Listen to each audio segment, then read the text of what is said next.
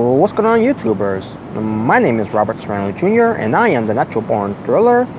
And welcome everyone to Impact Slammiversary Review.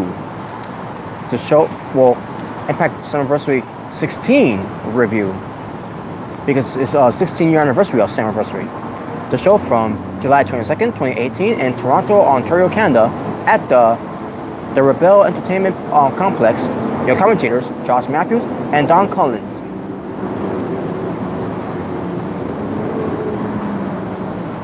And folks, let's get to this pay-per-view. The opening video package that they did on top of the to the top matches on this card, incredible. The narrator was incredible. The matches, the matches that they booked, and the matches that the video package of was incredible.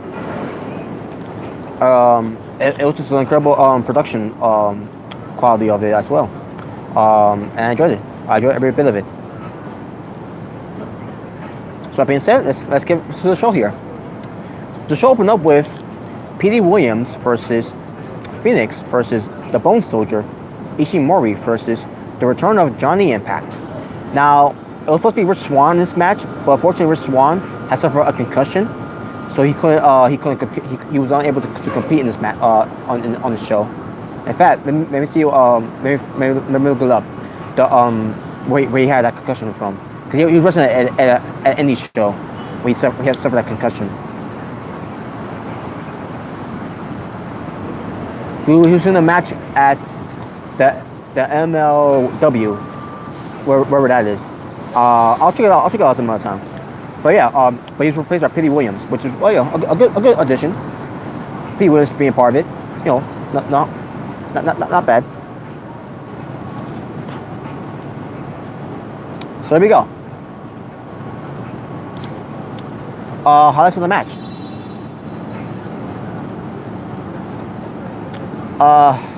The Impact crowds were chanting for Johnny Impact. Damn. But Ishimori hits a nice springboard Rana on Phoenix. We get a great sequence between Phoenix and Johnny Impact, which ended with Phoenix going sending to the outside by Impact. I mean, sending Impact into the outside. I meant to say, my apologies. And we get lots of New Japan reference by Don Collins on commentary, which is good. New Japan Pro Wrestling is the shit. They're the best wrestling promotion in the fucking world, next to Ring of Honor. Fuck WWE. Just saying. Williams hits the signature world Russian leg sweep for a 2 count.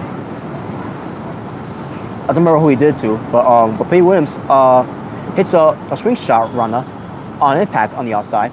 Then Phoenix goes to wipe them all out by diving onto them, and then Ishimori goes for the golden triangle moonsault to have all three of them out of the outside the ring. We get a swing shot codebreaker by Williams to Phoenix. We get a Tower of Doom going on in this match. Then Petey Williams goes for the sharpshooter, but Impact goes for the Moonlight Drive. We get a rolling cutter by Phoenix for a 2 count. And I should mention too, when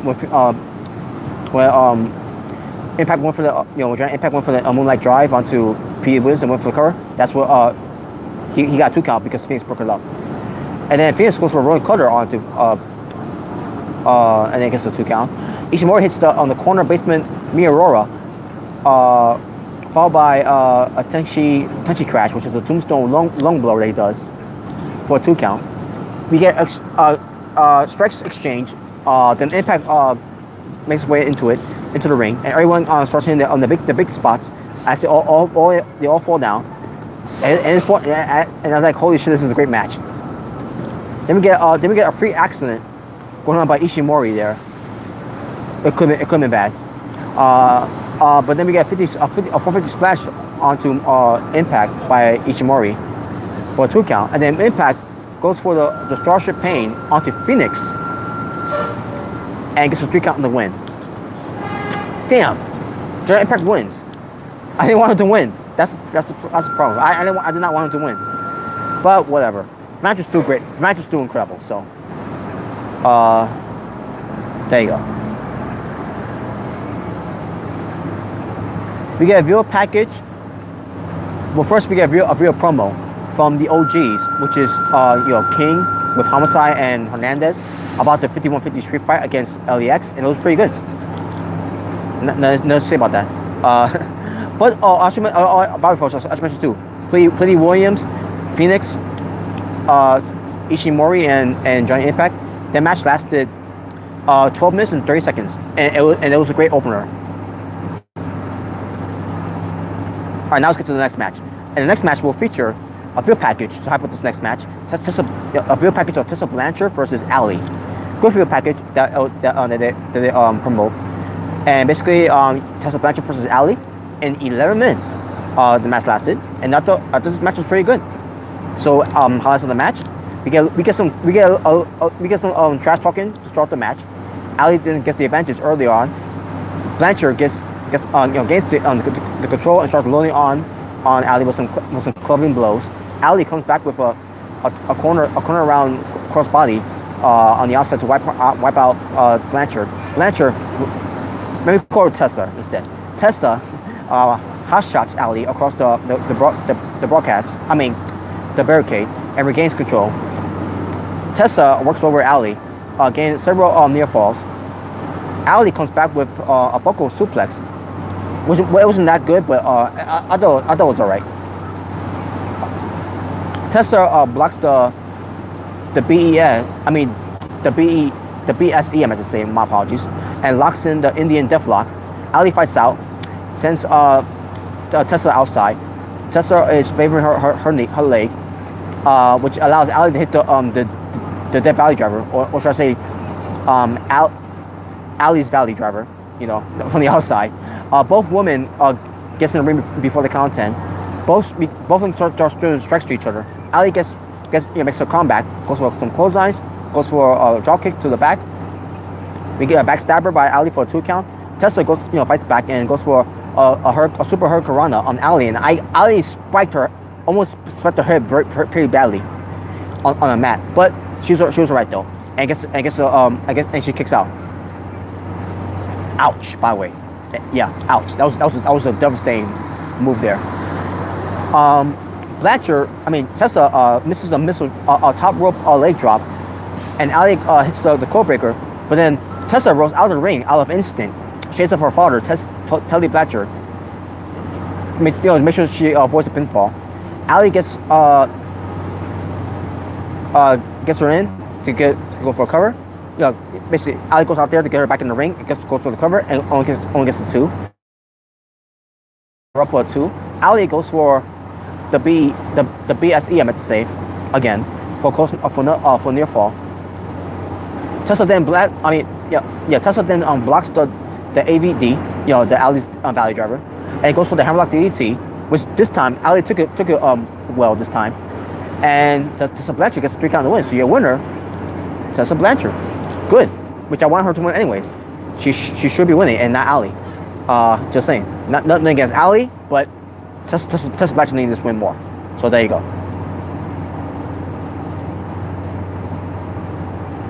Next match we get the House of Hardcore Rules match, which lasted 11 minutes and 10 seconds between Eddie Edwards versus Tommy Dreamer. And before the match started, they showed a video package of their rivalries between Eddie Edwards and Tommy Dreamer. So we get to this match, and the highlights of the match. They still go right at it, at the sound of the bell. As the bell sound. Dreamer goes for basically quickly goes for a suplex on the outside.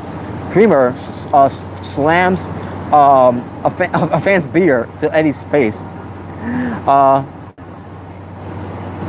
Dreamer has a trash can and was cooked and a cookie sheet, hitting basically nailing Eddie Edwards with it.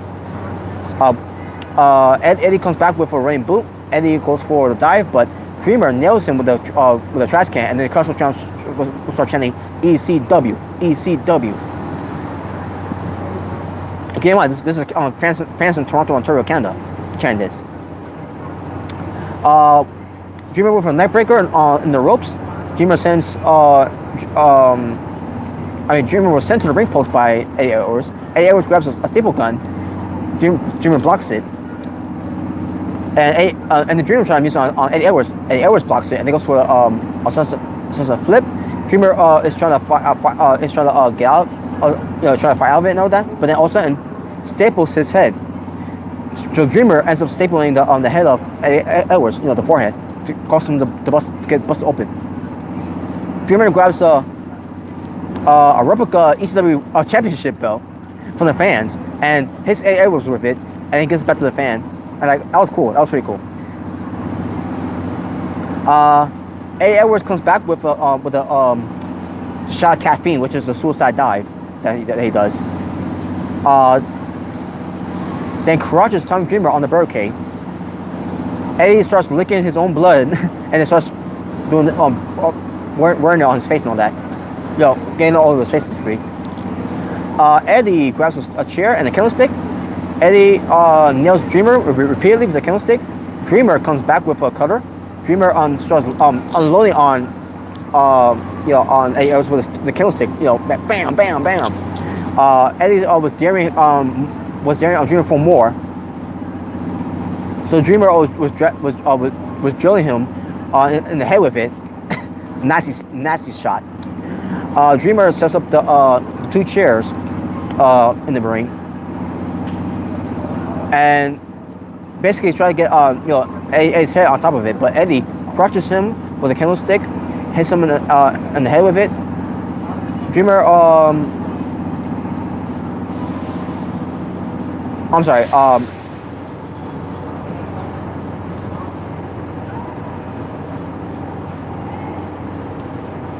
Okay. I read it wrong. My apologies. I read it wrong. So Dreamer sets up the 2 chairs and heads up to the top to Eddie Edwards. But then Eddie crushes him with a candlestick and then sets him up where Dreamer stops him anyways. And Dreamer goes to the avalanche Dreamer driver off the ring post. I mean the top rope. I meant to say. I mean the second rope. For do the 2 tables. I mean do the 2 chairs. I meant to say. But Eddie kicks out. Dreamer brings in the table. He brings in a bottle of lighter fluid. He starts putting it on the table and all that. Basically, he's drenching the table with it. He's gonna light it up and everything. But then Eddie Edwards stops him. He goes for a double arm DDT, and he goes for a Boston knee party with the chair that Tom Dreamer manages to get back, try to pick himself back up with, and hit him the Boston knee party, and 3 count in the win. Yeah, Eddie Edwards wins the match. The one thing I hated is that they teased a flaming table spot. I hated that. I hated that they did that. But after the match, also Eddie Edwards picks up Tommy Dreamer, and he was crying too because he was embracing Tommy Dreamer. Tommy Dreamer shoves him away. Tommy Dreamer extends his hand. Alicia Edwards comes out, on Eddie Edwards' wife, and Alicia Edwards says to shake his hand. And stop this already. It's over. So Eddie Edwards shakes the hand of Tommy Dreamer, and then Tommy Dreamer hands the candlestick to Eddie Edwards, and then walks away. Alicia Edwards walks away too. Eddie Edwards laying in the middle of the ring with the candlestick and all that, and there you go. So yeah, I guess Eddie Edwards' heel turn is back to he's back to being a babyface now. I guess maybe. But basically, what I took from here too as well, Tommy Dreamer doing what he did to Eddie Edwards after the match, is called passing the torch. So I think now that Eddie Edwards is the new Tommy Dreamer of this generation. So there you go.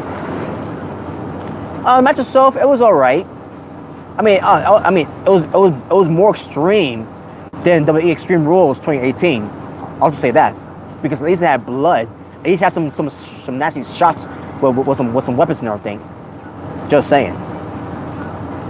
Fuck WWE.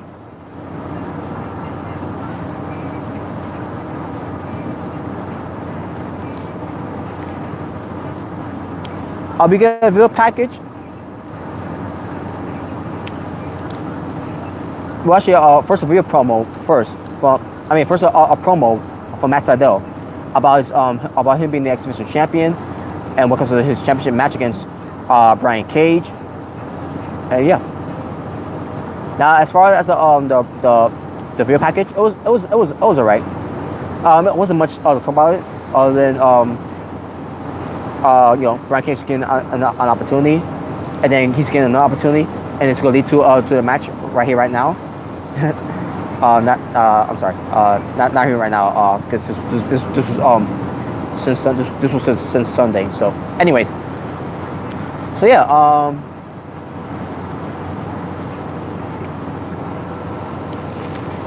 So yeah, let's get to this match. X-Division champion Matt Sydal defends his X-Division championship against Brian Cage. This match lasted 9 minutes and 45 seconds. And the highlights of the match: Cage takes complete control early on in the match, hitting some ton of offense on Sydal. Sydal plays cat and mouse with Brian Cage. Finally, was able to gain control, working over the legs of Brian Cage. Cage fights back. Sydal hits the Meteora off the apron.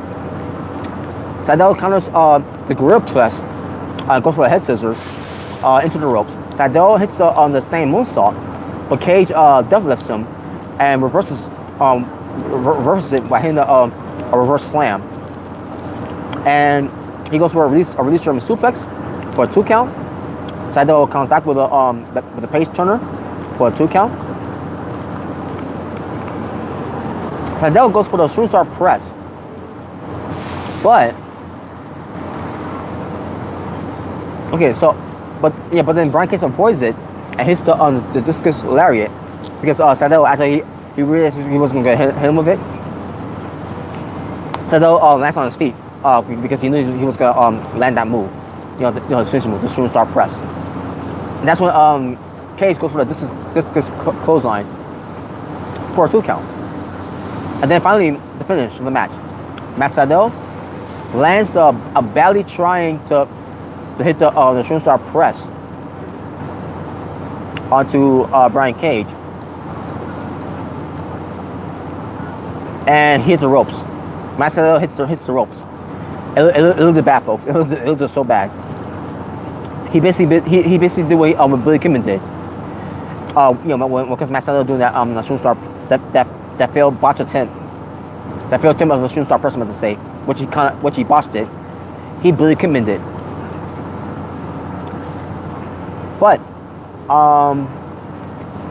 then Cage managed to get Sydal in a suplex position, goes for the drill claw, and gets a 3 count in the win. So your winner and new X-Division champion, Brian Cage. I disagree with Brian Cage being X-Division champion, but that's what they wanted. That's fine, whatever. I'm not gonna say things. I'm not gonna repeat myself. Why I already mentioned about that already before. So why bother? Austin Aries was backstage. He was cutting a promo about his main event title match against Moose. It was pretty damn good. The one thing I love about that is that he mentions that once you fail to be in for the title in the main event, you think about your third choice career. Wow. I wonder what's that. I wonder what that is.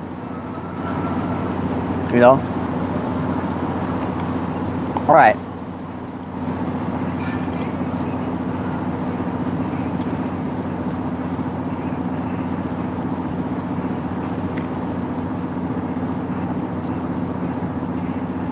Sorry, folks. I'm trying to get this.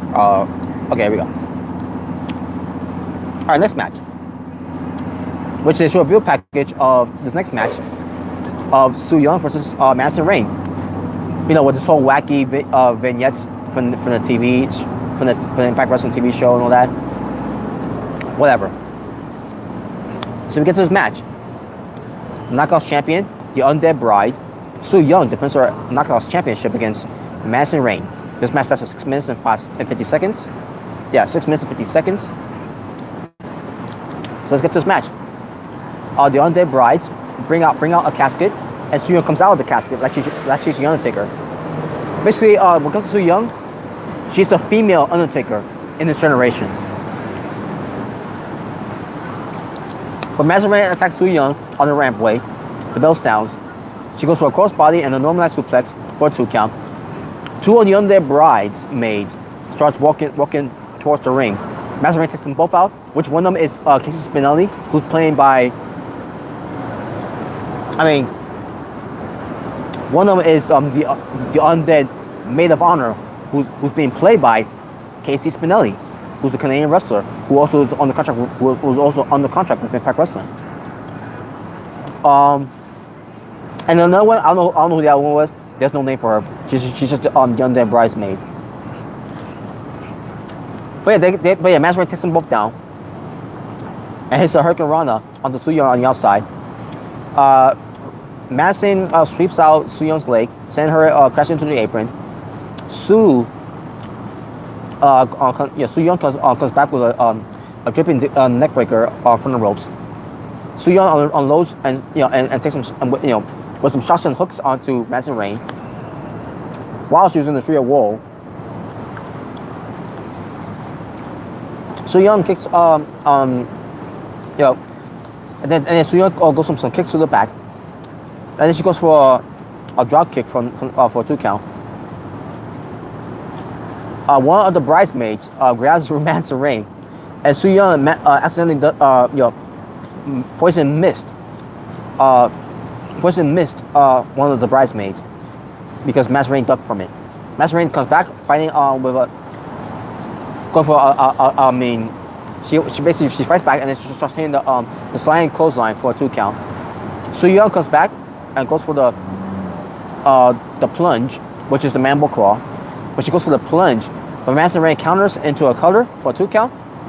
Madison Rayne goes for on the raindrop, one gets a 2 count. And then Madison Rayne goes for another.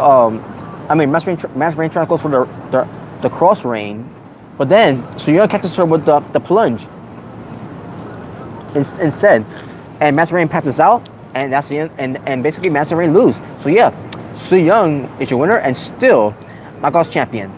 Thank God. Because I don't know what was going on with Impact Wrestling pushing Madison Rayne again on the scene of a title shot, where it should be someone else. That should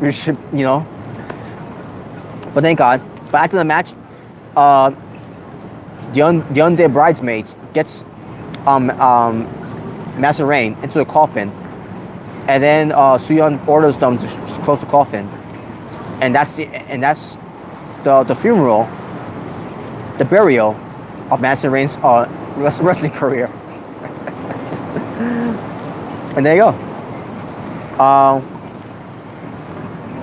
And match itself, whatever. It was whatever.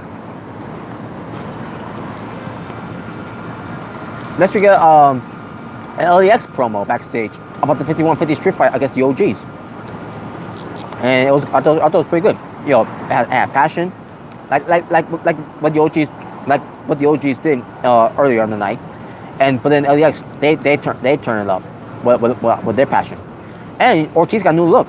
He trimmed down, he shaved the beard, and it's trimmed. He's got a nice shape up with it trim it a little bit. A shape, a clean, and he's got the braids on. He's not rocking the fro anymore. He's rocking the braids. Cool. And yeah, we get a video package on how LAX versus the OGs came about. And yeah, I was excited for this one. So let's get to it.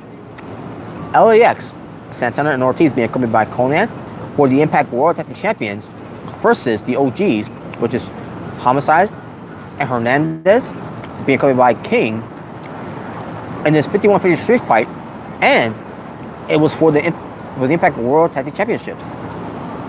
Now, before it wasn't about the titles, but now all of a sudden it is.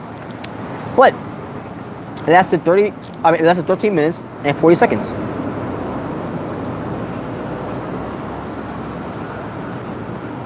So,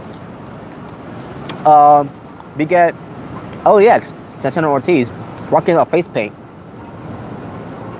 White face paint, half face white face paint with black circle around the eyes. I remember seeing Homicide wearing that in the indie show once. Yeah, on Instagram, obviously, not at an event, but you know, I didn't go to an event in person. I mean, I would love to, but no, I didn't go there. But I saw some pictures of Homicide that he wore that too. And I think Santana and Ortiz did too. And I think I think I also saw Diamante wear one too as well. But yeah, as far as the match was, let's get to this match. So like I said, Elias wearing a new face paint as it came from the crowd. The brawl begins between LAX and the OGs. Hernandez overpowers LAX. The board toss was stopped by and then Hernandez was sent to the outside because Hernandez tried to put his match away early. LAX wipes out the OGs with some stereo dives. LAX sets up tables in the ring. Homicide comes back and starts starts hitting LAX with the cookie sheet. Homicide misses the trash can lid. Homicide chokes Ortiz with the chain. Then Hernandez hits the air super max onto LAX on the outside. Nice. Yeah, Homicide, he still got it. He made me out of shape a little bit, but he still got it. Homicide drills Santana with a trash can. King grabs a bottle of Durano, I think that's what it's called, and gives it to Homicide. Santana, he blocks it and hits a belly to belly. Then we get Ortiz hitting Ortiz was cut open above the nose, by the way. I should mention at this point, in the match, because blood in wrestling. Take notes, WWE.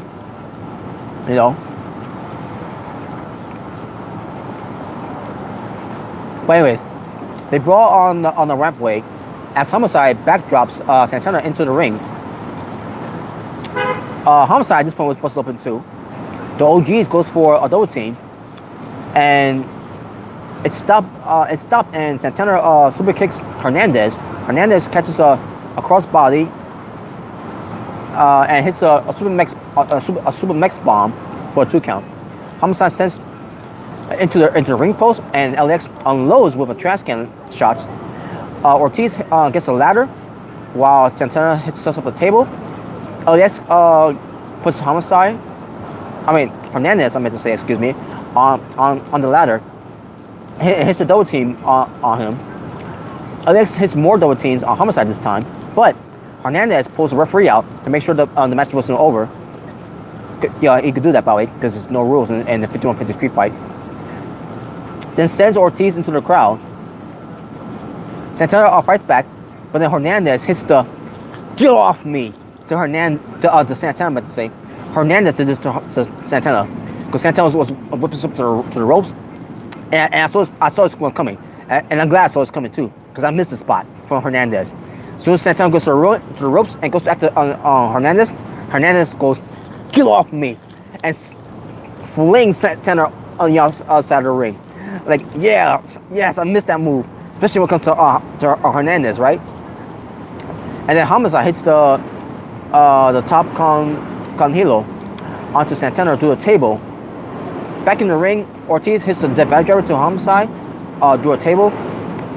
Homicide begs off, but then we get Hernandez with the board was tossed to Ortiz through a table.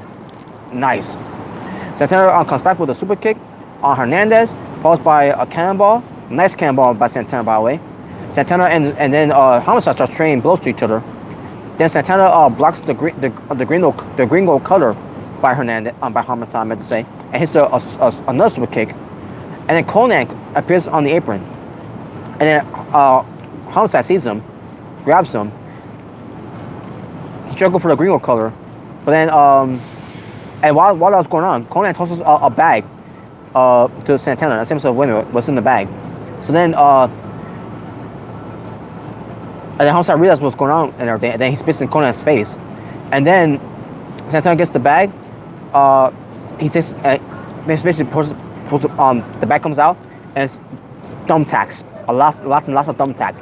He takes one of the thumbtacks, throws it to Homicide in the face. Like what the hell? And then slams Santana slams Homicide on thumbtacks, goes to top rope and hits a nice frog splash and gets the 3 count in the win. So your winners, still the Impact Tag Team Champions, the Impact World Tag Team Champions, LAX, Santana and Ortiz. After the match, the OGs goes to attack LAX and they lay out Conan with a slapjack that King had, and then they use spray paint on the titles that they didn't win, by the way. They did not win, but they put OG's symbol on it. Wow, what a match that was. And like I said, it was 13 minutes and 40 seconds, and it was an incredible match. This match was a show stealer so far, but then we get to another match that stole the show the most. And plus, the feud between LAX and OGs continues on, which I want to continue on, because there's one problem about this match. No Diamante. She's part of LAX too. So where is she? What does she practice in all this? I don't know, but we'll see. We'll see.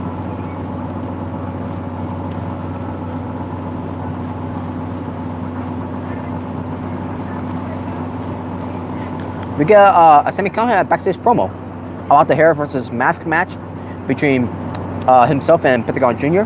Very good.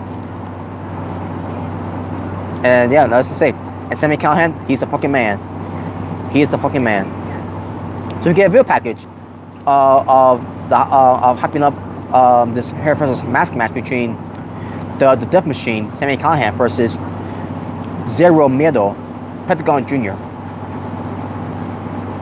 And it was pretty good. So we get this hair versus mask match between Sami Callihan versus Pentagon Jr. And that's at 8 minutes and 15 seconds. And the best part I love about this match, this was not supposed to be a match with weapons and everything, but they added weapons into this match, and they let it happen. Great, awesome.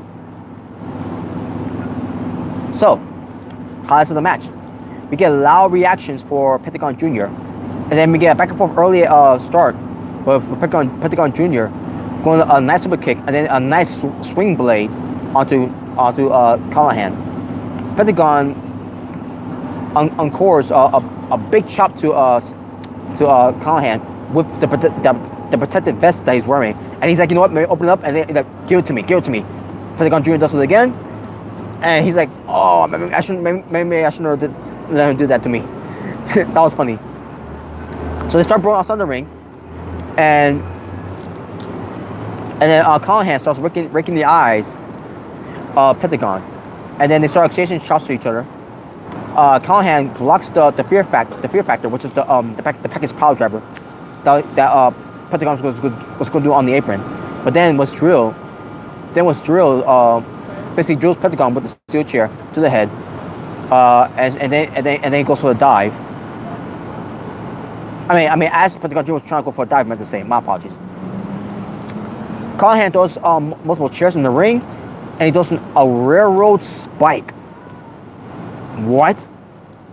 So Callihan rips the mask, basically ripping the mask off, so you start using the spikes to bust open Pentagon Jr., which he did,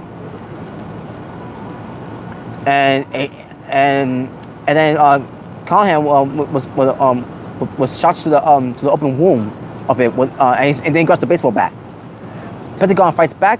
He goes for the backstabber. Pentagon goes for the spike too, but then Callihan blocks it. But then Pentagon finally was able to nail the spike to Callihan, and Callihan starts getting busted open.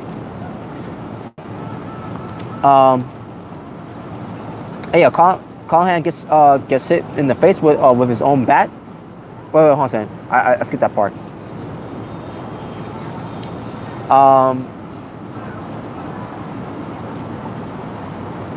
Okay, so Callihan gets hit in the face with his own bat.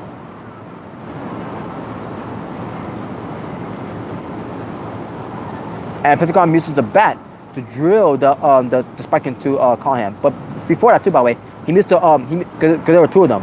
He was doing that about 2 to 3 times to Callahan, and then the fourth time the baseball bat with the spike, bam! And like, holy shit, this is awesome, man. This is incredible. This match is now stealing the show.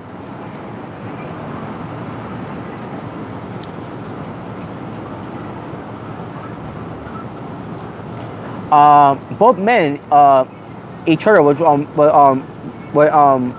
spikes. They're blocking each other with the spikes, and then both of them start hitting each other with the spikes. Like, holy shit, they're stabbing each other with the spikes. Like, holy shit. And then they did it again at the same time, and they both went down. And then at this point, they start exchanging chops to each other and shots to each other. Chops and shots. Again and again. Pentagon with another backstabber for a 2 count. Pentagon goes for the double wrist lock arm breaker, which he calls the breaking bones. But Callahan stops him. Pentagon then uses a steel chair at Callahan. But then also get OVE interfering, and the way it swings, the way it slangs. Because at like a home show that Pentagon Jr. did, we're breaking bones of them from that backstage vignette thing, which was cool that happened. So basically, OVE still got involved in the match. They still managed to get involved with the match. But then Callahan throws white powder to the face of Pentagon Jr. And then Pentagon Jr. goes after the referee. Pentagon Jr. is blinded from the powder. He doesn't realize, and all of a sudden he's breaking the bones of referee instead. So referee couldn't count. He couldn't referee anymore. But then Callahan tried to go after Pentagon. Pentagon gets the Pentagon driver, or the referee. Once again, he couldn't count. He can't count. And by the way, Pentagon Jr. After doing that to the referee, he realized not because he could see this time. Now he realized what just happened. But let's fast forward a little bit here now. So Callahan sets up chairs as a platform in the middle of the ring, 4 chairs basically. But Pentagon goes to the eyes, like you know how Sami Callahan always got the eyes of his opponents and all that. Well, Pentagon Jr. is return that favor to Sami Callahan, and then he hits the fear factor onto the chair platforms, but Callahan still kicks out of it, and then Pentagon was in shock because of that, and then Pentagon goes for multi basement super kicks, and then Callahan spits at Pentagon, and then Pentagon gets the arm, again to breaking the bones of Sami Callahan, and then hits the fear factor and gets a 3 count in the win. So yeah, and I knew Pentagon Jr. was going to lose because without the mask, Pentagon Jr. it's not Pentagon Jr. without his mask. So I knew he was going to lose anyways. But at the same time, incredible match, show stealer type of match. This match was great. Hair versus mask match, great match. Show stealer, match of the night in my opinion. After the match, now it was time to shave the head of Sami Callahan. But then OVE got Sami Callahan out of there, and then Phoenix comes out to stop them. I mean, and also you got Shakira's out there too, and basically the Shakiras were there to stop OVE, Dave and Jay Crest. Wow, Phoenix and Pentagon Jr. Well, basically, with Phoenix holding on Sami Callahan, wow, Pentagon Jr. is going to be the guy that's going to shave the head of Sami Callahan, and he does. He shaves his hair off. Yeah, the hair. He shaves the hair off of Sami Callahan, and as I'm watching this, I started to shed tears a little bit because damn, his hair is gone. I mean, he can always grow it back though, but at the same time, fuck man, I couldn't imagine my hair. Man, I'm like, damn it, man, because I shaved my head, in 2017 when we entered the new year, and And it took me a while for my head to go back to what it should. And I want my head to keep on growing. I've been letting it grow for a year and almost a half now. So yeah, it's gonna be almost 2 years. For me, it's gonna be almost 2 years since I let my hair grow out again. So there you go. Sami Khan is bald, and we gotta see how this plays out on the Impact Wrestling show. All right, and then before we get to this next match, which is the main event match, we get a video package announcing Bound for Glory will be at Melrose Ballroom in New York City, which, by the way, is not really in Manhattan, in New York City. It's actually in Queens, New York. But nevertheless, it's coming to my neck of the woods in New York. It's gonna be in Queens, New York, Melrose Ballroom. I mean, some of us will prefer Madison Square Garden, which, by the way, fuck you, WWE, for almost touching Ring of Honor's Supercard show for next year because of Madison Square Garden. But because New Japan Pro Wrestling also got involved too, and also when it comes to the lawyers of Sinclair, they made sure that to kick WWE's ass for that one. And I mean, let's just face it too. WWE doesn't do anything with Madison Square Garden anymore, anyways. Other than what, house shows. They don't go back to Madison Square Garden when it comes to WrestleManias. They don't go back to Madison Square Garden when it comes to Raws or SmackDowns.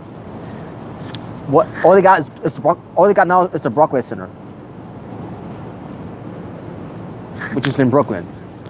So why do they should care about that? Other those type of companies were not competitions,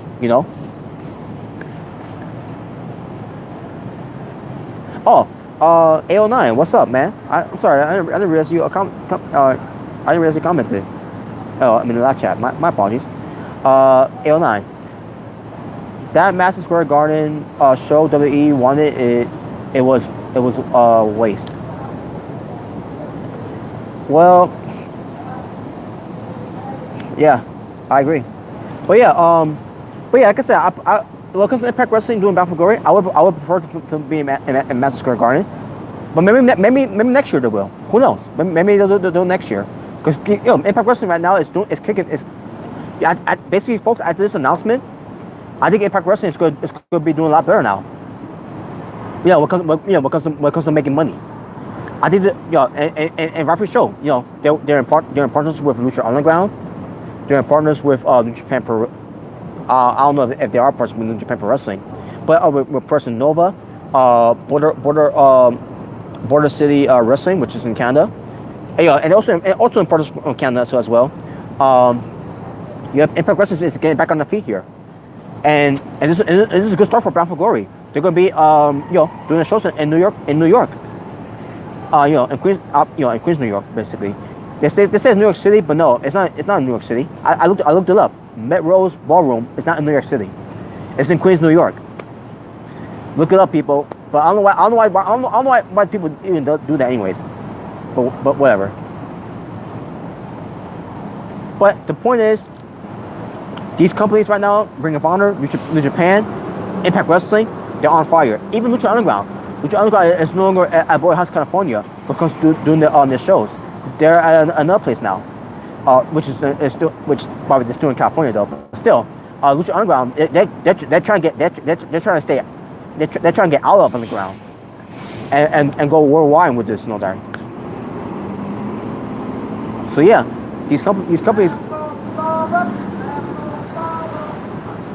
So yeah, this was a good announcement here, and there you go. All right. Now, here's a question. Here's a question here. Am I going to be able to go there? Am I going to be able to be part of the show? I don't know yet, folks. I don't know. It depends. It depends. I mean, I would love to. It's Bound for Glory. When it comes to Bound for Glory, that's their WrestleMania. And this is And plus, I've never been to well, actually, I've been to an Impact Wrestling show before, but nothing big like this. So it'll be nice. It'll be awesome for me to be part of that show. But yeah, we'll see. We'll see what happens. But let's get to this next match, which is the main event match. We get a view package of this main event match. What comes to the Impact World Champion, Austin Aries versus Moose.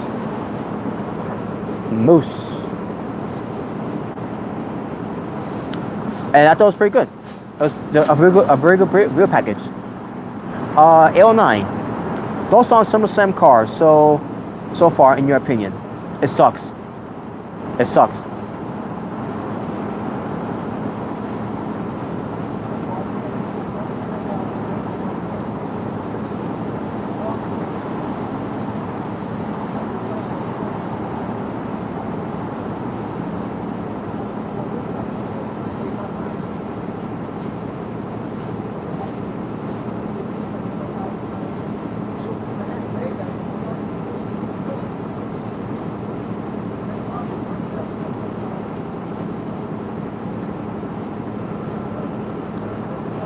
L9.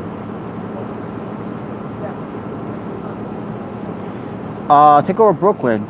Great. Yeah, it'll be greater than SummerSlam. Now, here's the thing about SummerSlam, too, by the way. AJ Styles and Samoa Joe. Awesome. Dolph Ziggler versus Seth Rollins in the Crown Championship. Awesome. So, yeah, WWE Championship between AJ Styles and Samoa Joe. Awesome. In the Crown Championship between Dolph Ziggler and Seth Rollins. Awesome. Other than that, what else you got? What else you got there? Other than Ronda Rousey, Brock Lesnar, you're not gonna get no. You're not gonna get the Demon King Finn Balor. What else is there to be excited for SummerSlam? They didn't even announce Shinsuke Nakamura to be on the card yet, which fucking worries me too. Based on who's gonna be part of it too. Randy Orton, John Cena, whatever. But Impact World Championship match. 15 minutes and 50 seconds the match lasted. Austin Aries the champion versus Moose the challenger. Moose was wearing all red, wearing a nice red vest. Pretty cool. Pretty cool.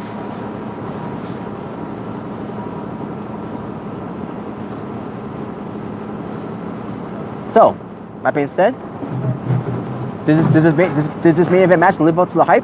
Well, let's get to it. Highlights of the match. First, we get the we get an MLB player, Curtis Granderson, who was being introduced as he holds the title belt before the match.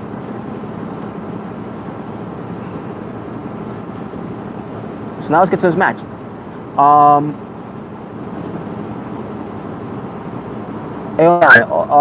Almas might be on damn pre-show.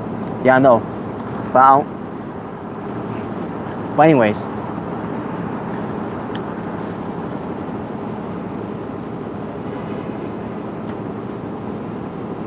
So here we go.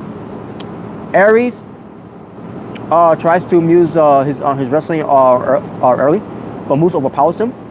Aries knocks down. Yeah, Aries was a knockdown, but Moose kicks back up. Aries was sent to the outside. Moose sends Aries into the barricade. Moose charges, but Aries ducks and Moose crashes into the crowd. Aries heads up to the top and hits a Randy Savage double sludge to the back of Moose. Aries hits a senton atomico for barely a 1 count. Aries with some shots, but it barely faces Moose. Moose gets in the face of Aries, giving him for more. Aries then goes for the eyes, and then Moose drills him with a headbutt. Moose with a Kojima chops in the corner, followed by a running drop kick and another drop kick for a 2 count. Aries goes for Aries goes to counter the go to hell with a hurricane run up, but Moose with a long dart onto Aries, and then goes to hell for a 2 count. Moose goes for the game changer, I mean the game breaker, I meant to say, and then he goes, but then Aries counters into a crucifix driver. Aries goes for the heat-seeking missile, but Moose stops him with a nasty big forearm. Aries with a boxing the ears of Moose, but Moose hits the distance clothesline. Aries then counters Moose's spear and goes to the last chancery. Moose gets to the ropes. Then he goes to the apron. Aries goes for the dead vice driver onto Moose, but Moose stops him and hits him with another headbutt. Aries then hits Aries then this time hits the apron. I mean the dead vice driver apron. And Aries then wipes Moose out with a heat-seeking missile. Aries goes for the brainbuster, but Moose wipes him repeatedly into a barricade.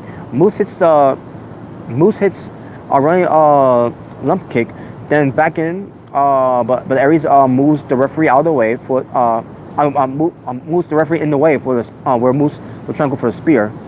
Aries then goes for a low blow on Moose, and then Moose counters the brainbuster that Aries was going for, and it goes for the spear.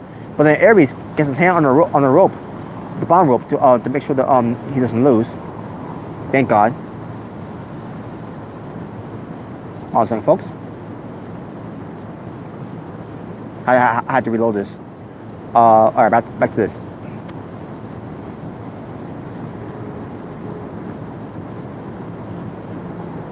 No, get back up. What the hell are you doing? It did that. It did that on purpose. I don't care. I blame this. Okay, stop it now. Stop it. Stop loading. All right, back to this. Like I said, Aries got his hand on the bottom rope to break up the count. Aries tries to leave, but Moose stops him. Aries rakes the eye. Aries goes for the brainbuster, but Moose goes for the gorilla press on Aries into the crowd. Moose goes for another dive, but Aries avoids it, and Moose crashes on the ramp. Aries goes for distance forearm to the back of Moose of his head. Goes for the flying knee while Moose was on the apron, and then the brainbuster on the floor. Moose barely gets back in the count by the count of 10. Basically, he got it at count 9, basically. Because Aries trying to go for a 10 count here. But then Aries gets greeted by a big drop kick. A big kick by Moose gets greeted by Aries with a big kick. Aries grabs the title belt, trying to use it on Moose. The referee was trying to say no, put the belt down. And then Curtis Granderson, who was the MLB player who's coming out there for when it comes to check the he came out the championship title belt when it comes to presenting it and all that, right? He takes it away from Austin Aries, and then Moose goes for a roll up on Aries for a 2 count, and then we get another big kick and another brainbuster by Aries, and then Aries gets the 3 count in the win. Yes, thank God. But as far as Moose goes, Moose put a great match with Austin Aries. Great main event match, and then after the match, Austin Aries was handed the title by Curtis Granderson, and then Aries tossed him, and then tossed the crowd too. Aries, as he is, the greatest man that ever lived, and he backs it up every time. Aries is the fucking man. Holy shit! And that was in the show, folks.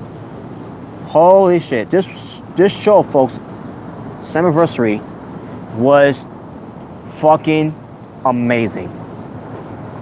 Best pay-per-view so far this year for Impact Wrestling. 809, Moose impressed me with that match. Oh hell yeah! I mean, it's like once again, I like Moose. I love Moose. Obviously, I've always been a fan of Moose, especially ever since I first saw him in Ring of Honor. He's always been good. He's always been good. But when it comes to facing Austin Aries, I gotta go with Austin Aries here. He's a better wrestler. And when it comes to Moose time, it's not time for Austin. It's not time for Moose yet. Right now, Austin Aries is landing the world on fire. Since he's been gone from WWE. Which, by the way, fuck you, WWE. You suck, WWE. And by the way, your Extreme Rules pay-per-view sucked. And Slammiversary was 10 times better than your pay-per-view Extreme Rules. Because guess what? Slammiversary had a better Extreme Rules type of match on the show. When it comes to blood, when it comes to weapon shots, with stiff shots and everything, dangerous spots, way better than Extreme Rules. Slammiversary was way better than Extreme Rules. And you know what? Slammiversary, not one, but 2 thumbs up. But and as far as Extreme Rules, not 1, but 2 middle fingers to you, WWE. Impact Wrestling, good job. The problem about this pay-per-view, though, there was no Eli Drake, and there was no Kiera Hogan. But I'm not going to affect my overall rating for this show. So let's get back to the matches. If I can give you the star ratings, and I'll give my overall rating how I feel about the show. Giant Impact defeats Phoenix, Taiji Ishimori, and P. Williams in the 4-way match, and 12 minutes and 30 seconds, 4 stars. Tessa Blanchard defeats Ali in 11 minutes, 3 stars. A. Edwards defeats Tommy Dreamer in a House of Hardcore Rules match, 11 minutes and 10 seconds. I'll give it all 3 stars, just because of blood and some cool weapon spots in the match. Brian Cage defeats Matt Sydal to become the new X Division champion in 9 minutes and 45 seconds. I'll give it a 2.5. Su Yung defeats Madison Rayne to retain the Impact Knockouts Championship in 6 minutes and 50 seconds. 2. LAX defeat the OGs to retain the Impact World Tag Team Championships in a 51-50 street fight, 13 minutes and 40 seconds. 4.5. Pentagon Jr. defeats Sami Callihan in a hair versus hair match in 18 minutes and 15 seconds. 5 stars. I thought this show sold the show. And finally, Austin Aries defeats Moose to retain his Impact World Championship in 15 minutes and 50 seconds. 4.5. This was a great main event match. And my overall rating for the show for Slammiversary 16 from July 22nd, 2018.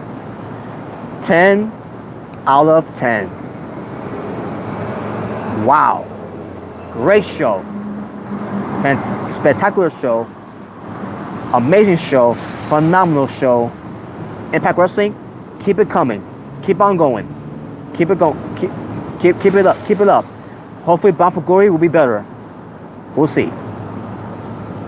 Before I go, AO9. At first I thought he was Bobby Lashley 2.0. Who are they? Who are there for money? But after that match, he blew away my expectations. Well, your expectations, and he always blows my expectations. But still, yeah, I agree though. AO9, yeah. But there you go. And with that being said, thank you all for watching. If this is your first time watching me, my name is Robert Serrano Jr. and I am the Natural Born Driller. And if you haven't subscribed, please subscribe. If you enjoyed this review, give it a thumbs up. If you didn't enjoy this review, give it a thumbs down. Choice is yours, and yours alone. And with that being said, thank you all for watching. You all take care. Have a good night. Peace on the streets. Talk to you all soon. But for now, I'm out.